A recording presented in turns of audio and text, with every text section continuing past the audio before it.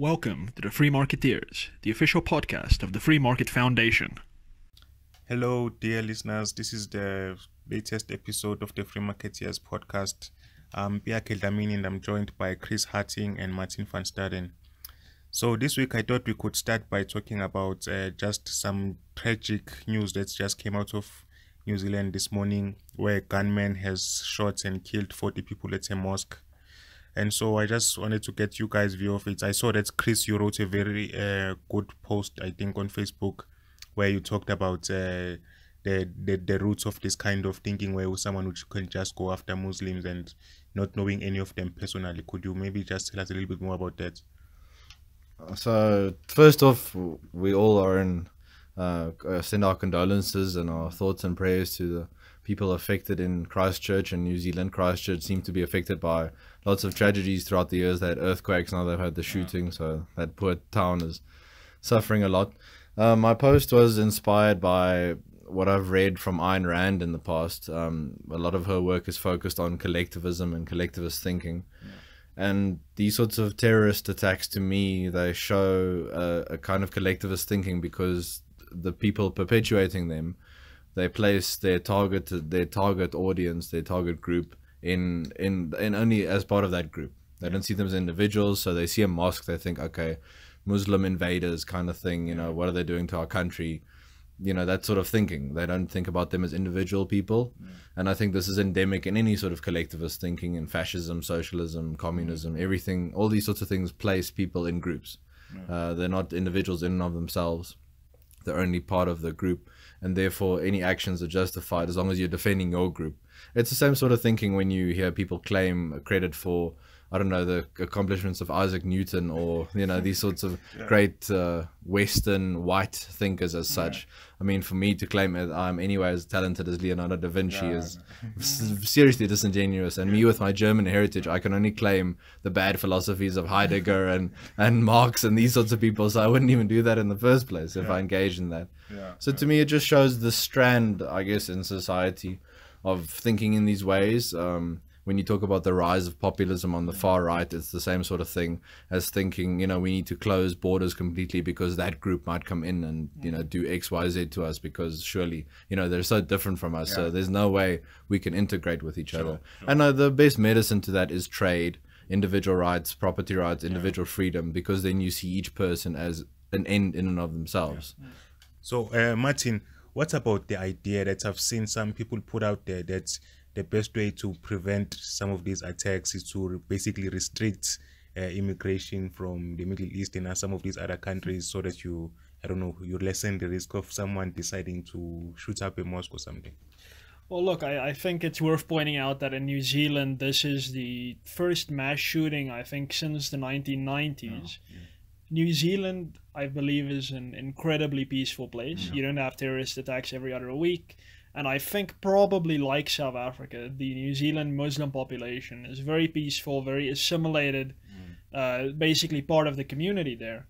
I mean, very unfortunate state of affairs that a public representative in the wake of this tragedy, I think it's a senator. In Australia.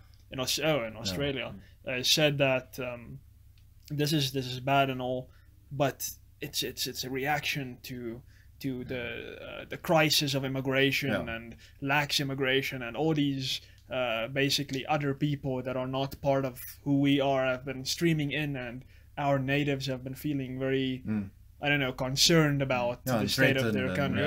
I mean, some people call this a replacement crisis, whereby basically non-white people are moving out of Africa, out of the Middle East, into prosperous, mostly white societies, and now are apparently, quote-unquote, replacing the native population, as if, and then this is strongly implied, rarely stated, but as if your race is a majority in your society, you somehow have basically an individual right to be a majority racial group, which is nonsensical.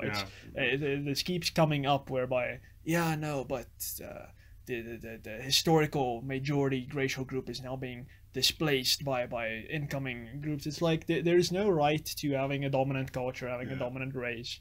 Things change, and the more the globe gets globalized, it's gonna get, majorities and minorities are gonna start shifting as they have been for the last few years.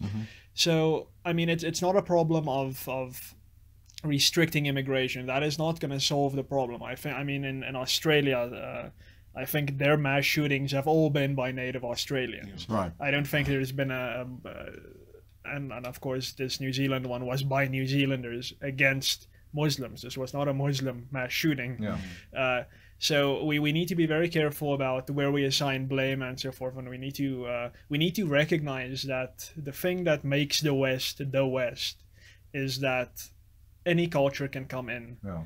And you do not have to assimilate. No. That is what distinguishes the West from many African societies, from especially many Middle Eastern societies, where assimilation is basically you either assimilate or you get killed. Yeah. The West means freedom, essentially, in my view. Yeah. So these calls that to defend this freedom of Western civilization, you need to restrict freedom, to me they're perverse. I don't think that's the way to do it. If you want to stop these types of things, I can't speak for New Zealand, but especially in Europe, you need to fix law enforcement. There's been a real problem in law enforcement in Europe whereby political correctness has stopped the police from enforcing the law upon people who are perceived to be victim or vulnerable classes. That should not happen. You need to enforce the law. And yeah, I mean, it's usually not immigration that is to blame. It's a host of other factors. Yeah. I'd also just like to make the point, if you think your ideas, for example, are part of this Western canon, so free speech or property rights or anything, if you think they're that strong and that valuable, then you should make the case for them. You should never make the case for your ideas through force. Yeah. So if your ideas are so weak that you have to keep people from coming into your country, I think those ideas in and of themselves already, to me, lose legitimacy. No, that's true, man. I find very little to add there because I agree with both of you guys. So and I just like to add that we are all very saddened by what's happened in New Zealand. But now moving on to business confidence, Chris, you mentioned that you were just reading something about that on Business Day, I think you said. Yeah, there was one on Business Day and then one on Fin24. So there was this survey, I think it was conducted amongst 1,700 business people in the country. And at this point in time, the first quarter of 2019, so South Africa's business confidence is at its lowest point in the last 2 years. And this article mentions load shedding, at least. There's nothing about expropriation without compensation or minimum wage or other legislation, the vagueness of law, that sort of thing. But I don't think this should come as a surprise, these findings. That sort of, it reinforces what we say about, if you have all this onerous regulation and legislation, new laws coming in, taking away people's property rights, etc., business isn't going to be confident about the country. Of course, load shedding has a big impact. You can't operate your company if you don't know you're going to have a reliable energy supply, especially in mining. I don't think we should be surprised when we hear more news about mines closing down because mining is very energy intensive. So I think, it's just another piece of evidence, another pinpoint showing us what happens when the state tries to control more and more of people's lives. Yeah, look, so in mining especially, when surveys are conducted among mining companies, they invariably and always say security of tenure is the most important thing. I mean, even things like geological attractiveness for the society come second to security of tenure. And I think you can extrapolate this to any other business. I mean, you will never, at least in South Africa, find a successful businessman or woman standing up in front of a crowd and saying, expropriation without compensation is lowering my confidence in South Africa and this is not good. They will never do that. They will say, like, I think his name is Bonang Mohale of Business Leadership South Africa, who some months ago said that expropriation without compensation is actually not too bad of an idea. It just needs to be done responsibly and in terms of the Constitution. Now, I'm not going to put words in this man's mouth, but I would probably put money on the fact that he would say that in public, but in private, in his own capacity as a businessman, he probably thinks expropriation without compensation is disastrous. And I think this is the thinking of any rational businessman or woman. The idea that their property can just be seized and they won't get paid for it. That's not something that anyone is just going to accept. So I don't know if this business confidence survey is an anonymous thing, probably, but if there's any kind of name attached to it, then it's a fact that that's why expropriation is not mentioned. That's why they will say, yeah, it's load shedding, it's a natural force majeure. But I think if you do a real anonymous survey of businesses, you'll find invariably that the security of their property rights, security of their investments will be at the top. So I don't think the lowering confidence in South Africa should surprise anyone. Yeah. Mpiyakahe, do you still believe in Ramaphosa? Well, I've never believed in Ramaphosa. There we go. You've been woke from the beginning. Yeah, no, it's like this business confidence thing. It should be obvious, quite obvious, that with the attacks on property rights, with threats to the independence of the Reserve Bank, with everything that's going on, it should be obvious. I mean, with higher and higher taxes being levied on South Africans, with more and more regulations, I mean, it's a no-brainer, really, unless I suppose you're a politician. Then it would come as a surprise. So I don't see I don't see why. And just on the thing that business people are scared to sort of speak their mind. I mean, it sort of makes sense because the government always has this implied threat of regulation to businesses that they don't like. So they can, the more government has the power to pick winners and losers, the more unlikely it is that any business person will be able to state their political or other opinions. They'll just keep quiet and go along with whatever government decides. Yeah. But I suppose we should move on now to talk about the Standard Bank retrenchments.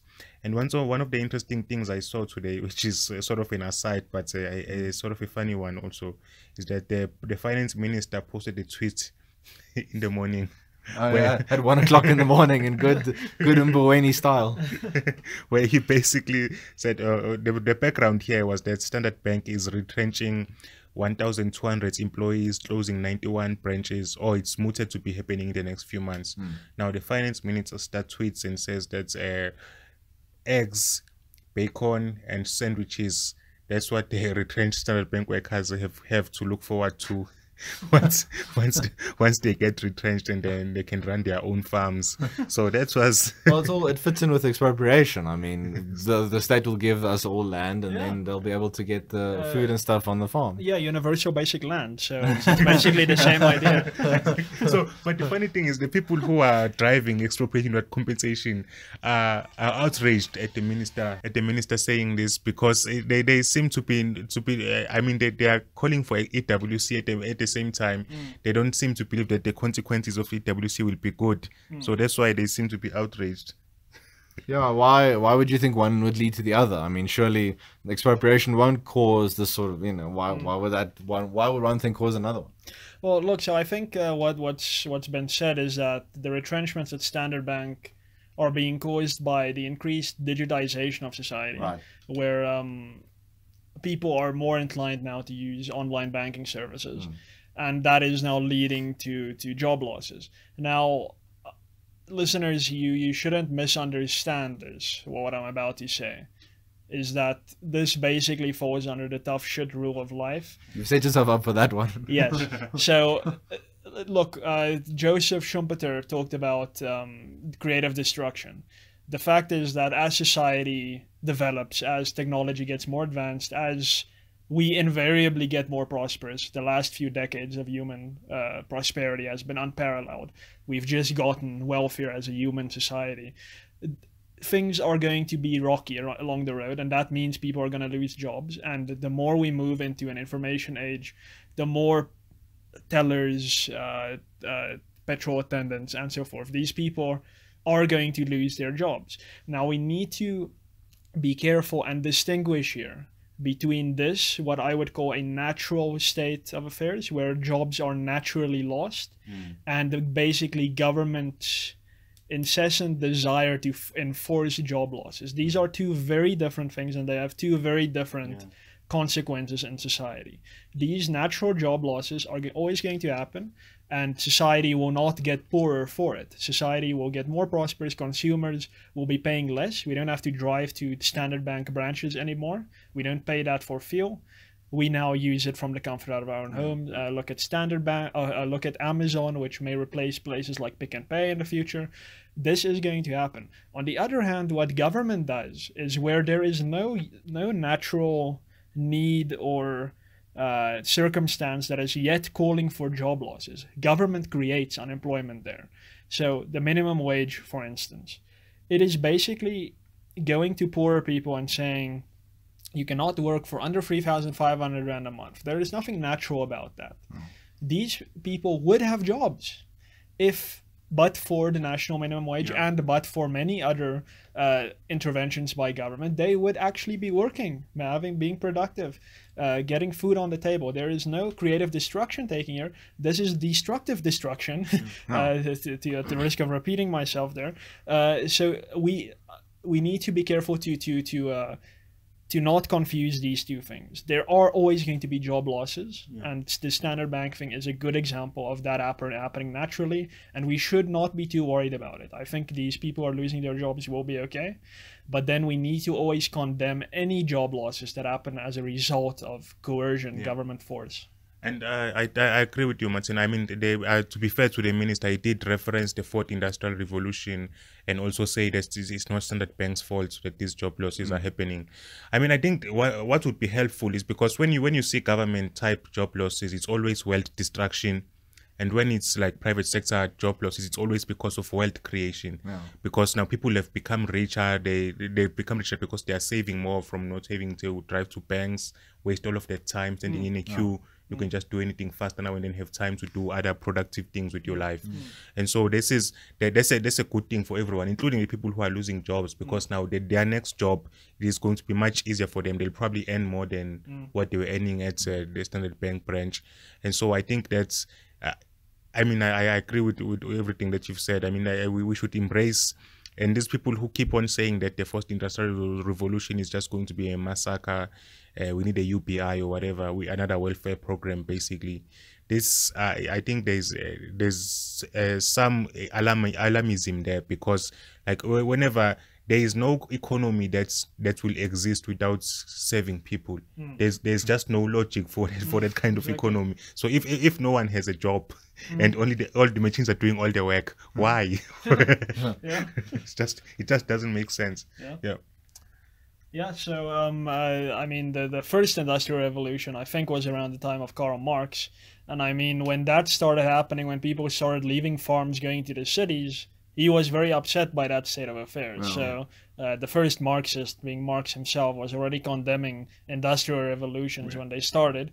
And would anyone listening here, or any of our trade union leaders, or any of the red beret wearing people, would they want us to go back to prior to the industrial revolution? I don't think so. Human prosperity up until the Industrial Revolution, the first one, I think was pretty standard since the beginning of human civilization, except like for pockets of Europe and so forth. Everyone was basically equally poor. Everyone had basically the same short life expectancy. After the Industrial Revolution, that changed drastically, but lots of jobs were lost. People went from having thousands of people on their farms to less in the factories and so forth, and now human society is more prosperous than ever before. So anyone who, and I mean this happens all across the world, especially in the West most bizarrely, are these politicians and interest groups saying basically stop the progress. We need to stop the progress for a while so that people can catch up and all this nonsense. No. Human progress is astounding. We need to embrace it. We need to encourage it. And I mean, alles sal regkom, as we say in Afrikaans. We will be fine as long as we don't have this artificial interference, coercive interference from government or from any other coercive institution. One of Marx's big concerns was that this new way of working would lead to alienation and the loss of meaning of people. You know, if your path isn't planned out for you in sort of a feudal way, where are you gonna, if you're not gonna do the job your dad did, you know, kind of where are you gonna get your meaning from if it's not from God or, for example, from your family? What's gonna happen? But I think he missed the crucial point of individual freedom and individual responsibility. The more freedom and leisure time you have, the more things are automated, the more you can pursue your interests and your passions. You create your own and meaning. It's up to you as an individual to take responsibility for that. Obviously, any Stalin talked about one murder being a tragedy and a million being a statistic. Any job loss to me is, I can't imagine how terrifying that must be to lose your job. But then the more freer a society is, the more chance there is for you to pursue something different and to maybe broaden your knowledge base, that sort of thing. Like, it's a terrifying process, but out of pain comes growth. So I think, as you've said, it depends on the cause of the job loss. But there's insights here we can gain from this sort of thing. Yes. No, this is. I think that's exactly right. I mean, losing job losses because of wealth creation means that other people have more money to spend on whatever you may want to do, whether you want to be an entrepreneur or something else. And so these people, like, you can basically find some creative way of getting these people to spend money on you. Then that's where individual liberty comes in, because now you are free to pursue whatever you wanted to do, because people have more wealth to spend money on the things that you want to do with your life. And then I thought maybe our last topic we could talk about is Chris's very good article on Eskom that was written this week. So I think you've already had 2 interviews on 702 and SAFM on this. Chris, could you just explain to us briefly what the article was about? Sure, and I'm going to sound like a broken record here because it's always philosophy with me. But in my article, I try to make the point that we are happy when the new board members are announced, or when the president talked about the Eskom being not split into 3, but being, what did he call it? The depackaging kind of thing? Unbundling, there we go. When he said we're going to try these new plans, we get sort of, the public and the media gets excited that things are going to change now and maybe we'll see a turnaround. But I think fundamentally the point is we still see Eskom and the government as we need them there to give us electricity. There's no room at all for competition for different entities. We've had Eskom in its version during apartheid. It's the leftover from apartheid, same as SAA. And now we think, well, without Eskom, what are we going to do? Who's going to give us electricity? We should be thinking, when we're driving home and the lights are off, we should be thinking, well, surely there's another way to do this. So I try to make the point on my interview on SAFM that I'm not an advocate for either renewables or fossil fuels or nuclear or one above the other. I just want there to be an open playing field. So some competition. I know that Eskom's debt is so much now, I don't think anyone would buy it. So when we throw around the P word, people get very scared and upset, especially the unions.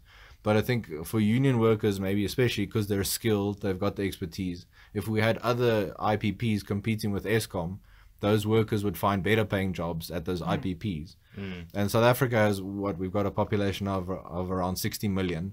So these companies, if they don't cater to the majority of people in South Africa, poorer black people, they're going to go out of business. So they would want to provide cheaper electricity, whether it's through, I don't know, solar or coal or whatever.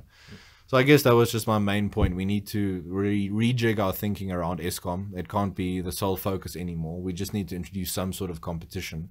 One of the callers on SAFM, he was very adamant that why aren't people pursuing individual energy distribution? I thought we have a libertarian on our hands here, so I was happy to hear that.